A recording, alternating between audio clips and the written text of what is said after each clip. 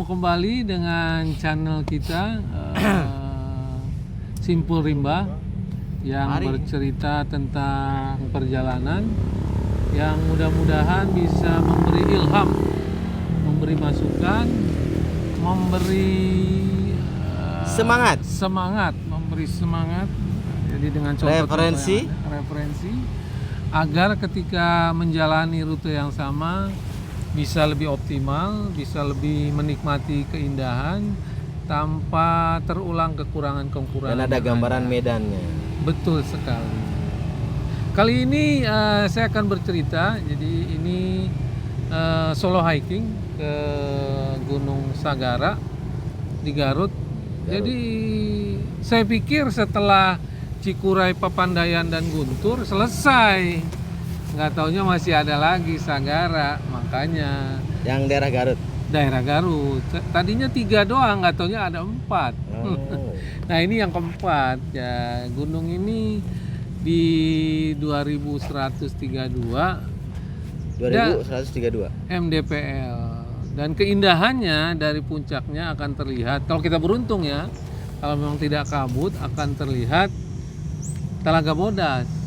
Jadi wisata Telaga Bodas dari atas seakan-akan itu berbentuk lambang cinta. Oh gitu? Iya, itu yang banyak membuat tertarik untuk mendaki. Dan dari atas kelihatan gitu? Dari atas kelihatan. Dari semua rata-rata literatur. Itu telaganya di mana? Di kawah, semacam di kawahnya atau ya di memang kawah bawah? putih. Telaga Bodas itu wisata kawah putih. Jadi kita bisa berenang di air panas dan dari atas terlihat seperti lambang cinta. Itu yang membuat pesona dari Gunung Sagara, yang membuat orang tertarik untuk mendakinya. Dan dari semua literatur menyatakan rata-rata cocok untuk pemula. Nah ini ini nengoknya ke saya agak beda nih kayaknya. Cocok untuk pemula. Makanya ini saya walaupun yang lain merasa tidak sempat, saya menyempatkan diri untuk naik sendiri waktu itu. Sendiri, ya? makanya solo hiking. Jadi dari Bekasi saya sengaja saya baca literatur kita harus naik Prima Jasa jurusan Garut ya. Jam? Yang pertama saya naik yang pertama yang pagi sekali jam 6 dia keluar. Jadi dia nggak keluar ke Kopo, langsung Cilenyi. Saya berharap, ini harapan, namanya juga harapan. Saya berharap di base camp itu udah jam 9 udah nyampe gitu. Tapi impian tinggal impian. Jam 9 baru pada Lenyi. Macet. Baru di Cilenyi ya macet. Ditambah lagi Cagak merambat. Itu sempat berhenti kita di Cagak busnya. Emang kalau jalan arah sana itu tidak bisa diprediksi. Iya. Padatannya. Saya pikir itu kan bukan hari raya, bukan hari besar. Tapi hari libur kan? Sabtu, iya. Iya, kalau hari libur pasti ramai. Jadi sampai di stasiun bus Garut ya, terminal Garut itu jam 11. Jam 11 siang. 11 siang ternyata.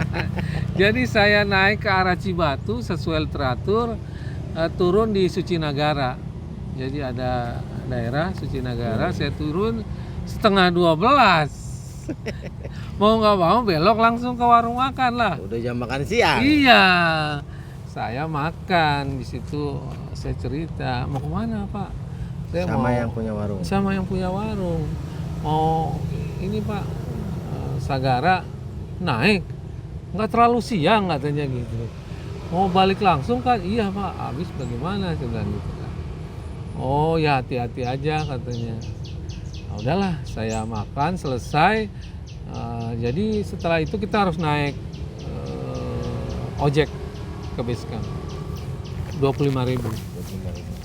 Di ojek itu baru saya tahu, dia nanya, Pak mau naik gunung apa ada keperluan? Lah memang ada keperluan apa? Saya bilang banyak juga yang minta Pak. Oh, minta apa? Saya bilang Bang udahlah stop di situ, saya emang nggak minta-minta. Saya mau murni naik gunung. Oh iya Pak, ya udah Pak. Berarti di situ ada tempat semacam keramat kali ya? Alam-alam. Saya nggak bertanya, nggak punya rasa penasaran. Mending nggak usah tahu. Ya, intinya saya punya niat mau naik gunung, tektok. Mudah-mudahan tidak ada satu halangan. Sampai di base camp 12:30, saya sholat kan. Sholat baru mau selesai hujan. Aduh, Itu ada pendaki 2 orang lagi. mau naik juga? Mau naik, tapi dia dengan perlengkapan yang lengkap kan. Mau camping? Mau camping, bermalam di atas. Sedangkan saya mau tektok. Karena saya merasa berpikiran itu sampai jam 9. Nah ini kesalahan pertama. Saya nggak bawa senter.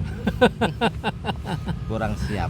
Karena kan literatur bilang itu mendaki 3 jam, maksimal 4 jam. Kalau saya jam 9 tambah 3 kan berarti 11-12. Dengan asumsi bisnya nggak ada macet. Iya, nyatanya ada cerita lain. Jadi saya nggak bawa senter, itu kesalahan pertama. Kesalahan kedua, saya terlalu berpikiran secara umum. Base camp itu pasti ada yang jualan. Saya nggak bawa air. Nggak taunya nggak ada. Nggak taunya nggak ada.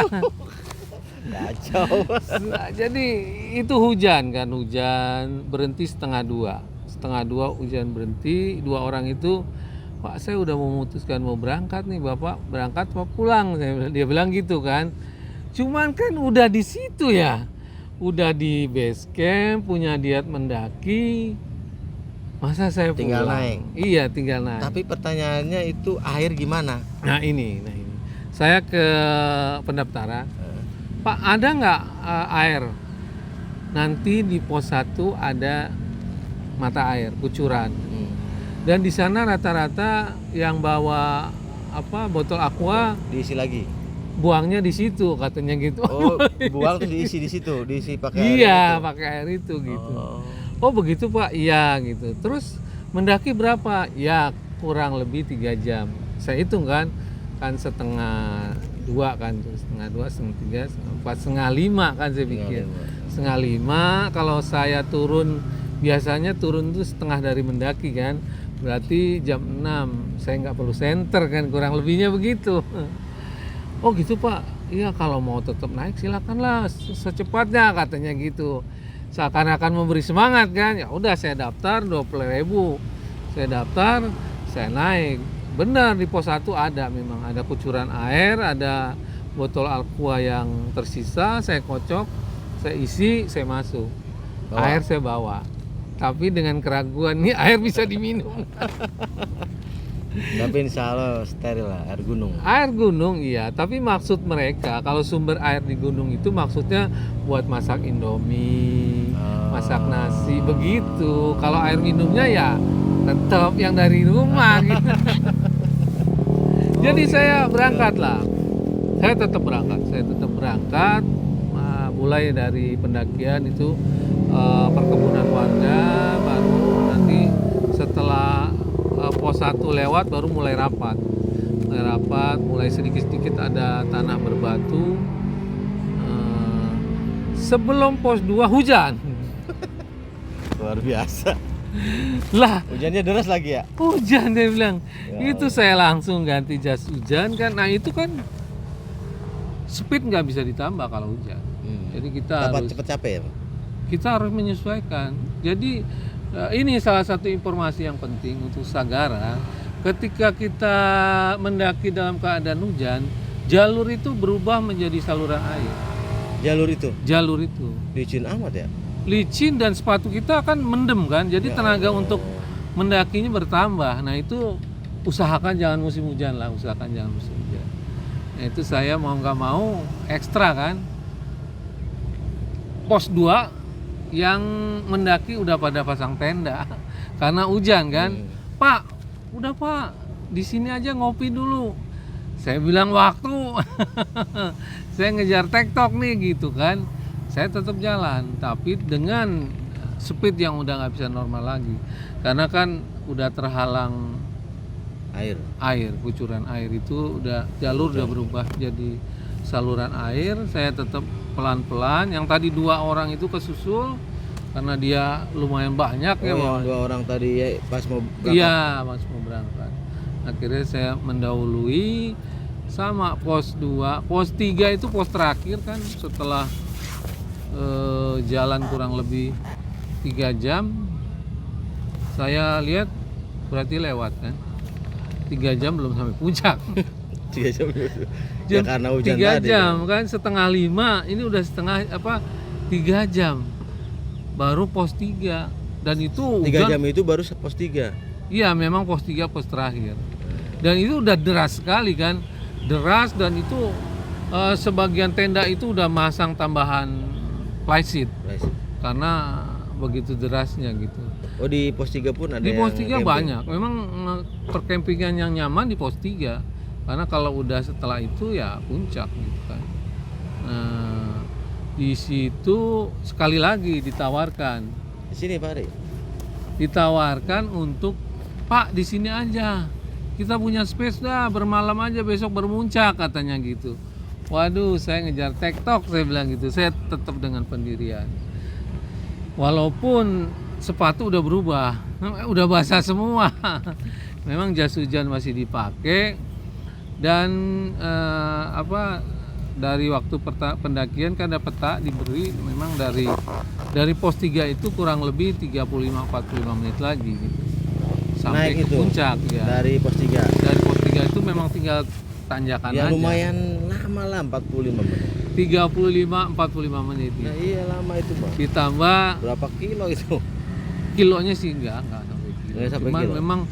memang di terakhir itu bonus udah nggak ada, jadi tinggal pendakian. Jam 5:05 Baru muncak. sampai di puncak. Warung yang itu puncak. Karena saya tadi nggak yakin minuman itu bisa diminum, akhirnya saya beli juga aqua. Pak, aqua lah. Pak, ini juga bukan aqua, benar katanya, aqua yang ada di sini aja. Ya udahlah, saya penting minum. Saya minum, saya makan jeruk, pisang. Itu masih keadaan hujan. Bawa pisang. Jeruk dan pisang. Saya makan, nambah tenaga kan. Hujan, kalau ke puncak nggak bakal kelihatan apa-apa Pak, katanya gitu. Oh begitu, saya bilang. Ya udah, saya nikmati minum dulu lah gitu. 10 menit kemudian berhenti hujan, ada jeda terang. Saya dari warung itu ke puncak 5 menit. Saya naik, kelihatan ada orang lain. Saya minta tolong foto. Ada orang yang udah di puncak juga? Iya. Berarti hujan-hujanan di atas dong dia? Dia ya namanya anak muda, dia nggak peduli lah. Jadi hilang tuh kabut, kelihatan Telaga Bodas itu. Bonus. Bonus. Kelihatan Telaga Bodas. Gope. Minta foto lah. 4 kali foto doang. 4 cetrek udah, karena kan udah dingin. Saya 4 kali foto, saya bilang udahlah, terima kasih. Saya lihat sekeliling, jadi memang itulah adanya, itu rezeki saya di puncak. Saya kembali ke tempat yang tadi saya minum, tambah istirahat, mulailah, Pak, nggak tidur di sini aja katanya. Kata yang punya warung. Kata yang punya warung. Itu di warung situ komplit juga kan makanan ada. Kenapa nggak makan dulu aja situ? Nggak ada makan. Oh, nggak ada makanan. Jadi dia cuma gorengan. Gorengan plus air. Plus kopi. Sama gantungan kunci. Kunci awak.